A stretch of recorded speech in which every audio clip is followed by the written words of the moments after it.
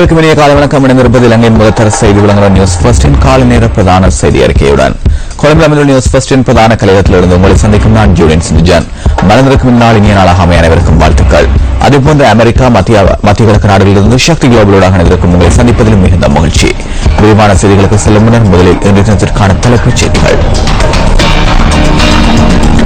விசேட கட்சித் தலைவர்கள் கூட்டம் இன்று பாராளுமன்றத்தில்.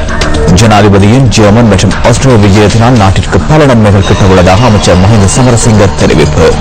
இந்தியாவின் ஹரியானாவில் ஆர்ப்பாட்டக்காரர்கள் பிரதான நீர்கால்வாய்களை சேதம் விளைவித்தமையால் டெல்லியில் 10 மில்லியனுக்கும் அதிகமான மக்கள் குடிநீரின்றி பாதிப்பு. தொடர்வது விரிவான செய்திகள். பாராளுமன்றம் இன்று பிற்பகல் கூட உள்ளது.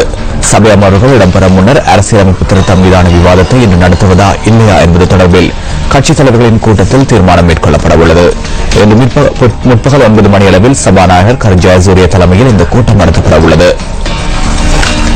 எதிர்வரும் 25ஆம் தேதி நடத்தப்படவிருந்த விவாதத்தை இன்றும் நாளையும் விவாதத்திற்கு எடுத்துக் கொள்வது தொடர்பில் இதன்போது கலந்துரையாடப்பட உள்ளது.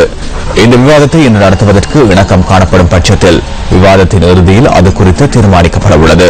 இதற்கு முன்னர் இடம்பெற்ற சபை அமர்வுகளின் போது ஒன்றிணைந்த எதிர்க்கட்சியினர் தம்மை சுயாதீன அரசியல் குழுவாக அங்கீகரிக்குமாறு கோரி பாராளுமன்றத்தில் எதிர்ப்பில் ஈடுபட்டனர். தாம் ஜனாதிபதியுடன் கலந்துரையாடி இது தொடர்பில் அறிவிப்பு ஒன்றை விடுக்க உள்ளதாக பிரதமர் ரணில் விக்ரமசிங்கே இதன்போது உறுதியளித்திருந்தார். இது தொடர்பான அறிவிப்பை இந்த பாராளுமன்றம் கூடும் சந்தர்ப்பத்தில் பிரதமர் விடுப்பார் என தாம் எதிர்பார்ப்பதாகவும் பாராளுமன்ற உறுப்பினர் தினேஷ் குணவர்தன சுட்டிக்காட்டியுள்ளார்.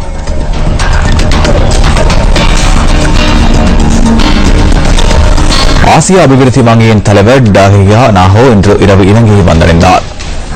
கட்டுநாயக்க சர்வதேச விமான நிலையத்தை வந்தடைந்த நாகோவை நிதியமைச்சர் ரவி கருணாநாயக்க வரவேற்றார். அரசாங்கம் மற்றும் ஆசிய அபிவிருத்தி வங்கிக்கிடையில் இன்றைய தினம் பல உடன்படிக்கைகள் கைச்சாத்திடப்பட உள்ளன.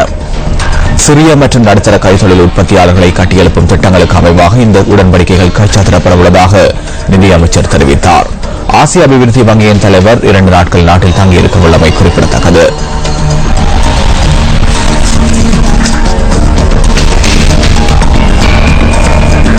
உத்தியோகபூர்வ விஜயம் மேற்கொண்டு நியூசிலாந்து பிரதமர் ஜான் கீ இன்று நாட்டிற்கு விஜயம் செய்யவுள்ளார்.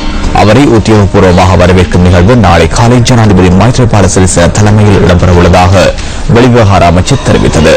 அதன்போது ஜனாதிபதி மைத்ரிபால சிறிசேனாவுடன் நியூசிலாந்து பிரதமர் இருதரப்பு பேச்சுவார்த்தைகளிலும் ஈடுபடவுள்ளார்.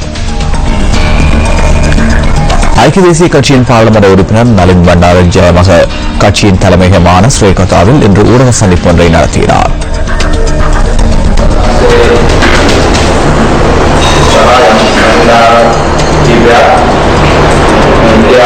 எதிர்க்கட்சி மற்றும் ஒரு சில அமைப்புகள் இந்தியாவிற்கும் இலங்கைக்கும் இடையிலான உடன்படிக்கை தொடர்பில் சமூகத்தினுள் பாரிய குழப்பத்தை ஏற்படுத்தியுள்ளன. எந்தவொரு உடன்படிக்கையும் இதுவரை தயாரிக்கப்படவில்லை. இதன் நகல் விரைவில் தயாரிக்கப்படும். அதனை பாராளுமன்றத்திற்கு சமர்ப்பித்த பின்னரே கைச்சாத்திடுவோம். வரலாறு முழுவதும் ரணில் திருட்டுத்தனமாகவே உடன்படிக்கைகளில் கைச்சாத்திட்டார் என்று அனுரகுமார திசாநாயக்க கூறியிருந்தார்.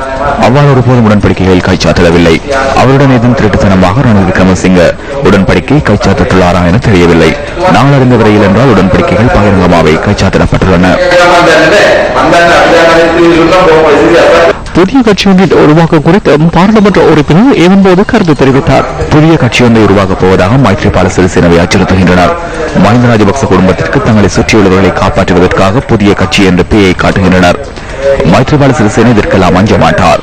இது ஒருபோதும் இந்த உலகில் அவதரிக்கப் போகும் குழந்தை அல்ல. தேவைகளை நிறைவேற்றிக் கொள்வதற்காக காட்டப்படும் ஒரு மாயையாகும்.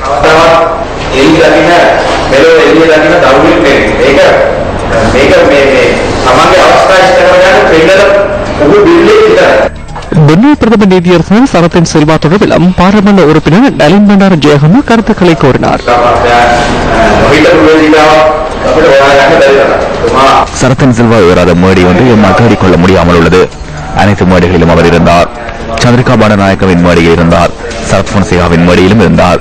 ஐக்கிய தேசிய கட்சியின் மேடையிலும் ஏறினார். ஜனவரி 8ஆம் தேதிக்கு முன்னர் மஹிந்த ராஜபக்சவை திருடன் என கூறிய முதலாவது குழுவிலும் அவர் இணைந்திருந்தார். இப்பொழுது அவர் அங்கேயே சென்று எந்த ஆடையை அணிந்து கொண்டு எந்த வாயினால் இந்த கதையை சொல்கின்றார் என்பது எமக்கு தெரியாது. அவரிடம் 1க்கும் மேற்பட்ட வாய்கள் இருப்பதாக நான் நினைக்கின்றேன்.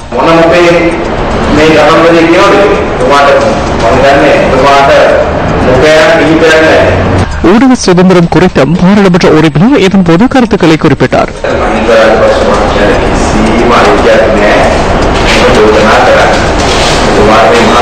அது குறித்து குற்றச்சாட்டு முன்வைப்பதற்கு மஹிந்த ராஜபக்சவுக்கு எந்த உரிமையும் கிடையாது. அவர் 1 அல்லது 1 வருடங்களுக்கு முன்னதாக இந்த நாட்டின் ஜனாதிபதியாக இருந்தார் என்பதை மறந்துவிட்டு இவ்வாறு பேசுகின்றார். ஊடகவியலாளர்கள் கொல்லப்பட்டதை நாம் கண்டுள்ளோம். சிரச நிறுவனத்திற்கு ஏற்பட்ட இழப்பை நாம் அறிவோம். அடித்து நொறுக்கி எரியூட்டினார்கள். ஒரு சில ஊடகங்களுக்கு அவர் வேறு மாதிரி பேசுவார். ஆகவே ஊடக சுதந்திரம் பற்றி கதைப்பதற்கு அவருக்கு அருகதை இல்லை.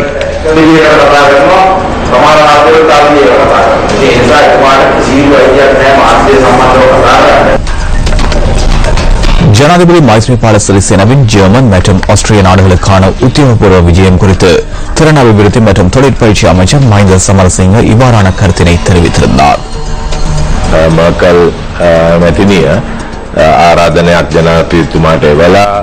அதிபர் மேர்க்கலின் அழைப்பின் பேரில் சென்றிருந்த ஜனாதிபதிக்கு மகத்தான வரவேற்பு அளிக்கப்பட்டது.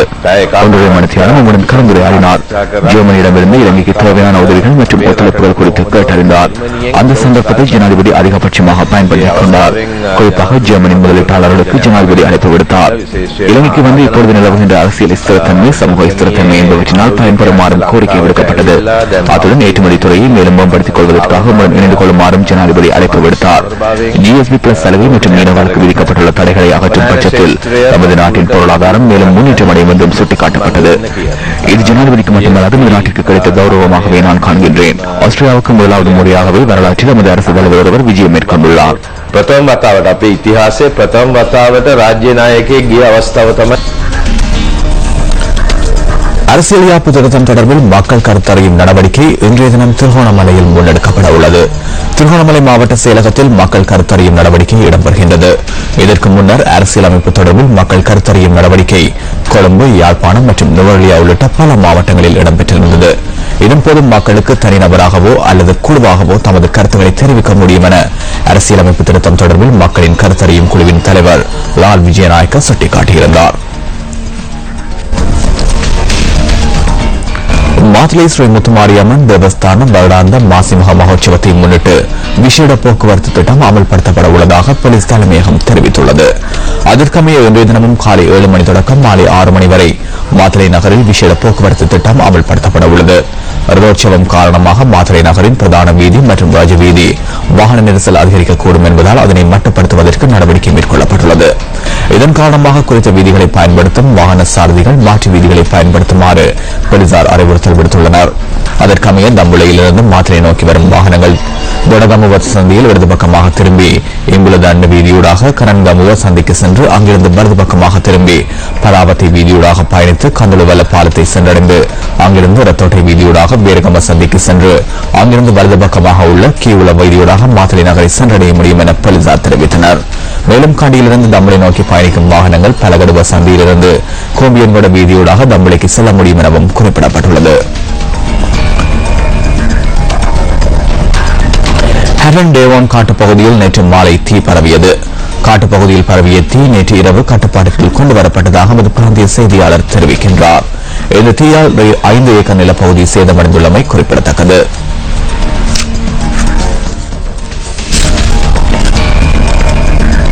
கடகஸ்தோட ஹலலுவ பகுதியில் உள்ள தொழிற்சாலை ஒன்றில் தீ பரவியது. தீயினால் தொழிற்சாலையில் பணிபுரியும் ஒருவர் பாதிக்கப்பட்டு கண்ணு வைத்தியசாலையில் அனுமதிக்கப்பட்டுள்ளார். சம்பவம் தொடர்பிலான போலீசார் விசாரணைகளை ஆரம்பித்துள்ளதுடன் தீ பரவியமைக்கான காரணம் இதுவரையில் கண்டறியப்படவில்லை.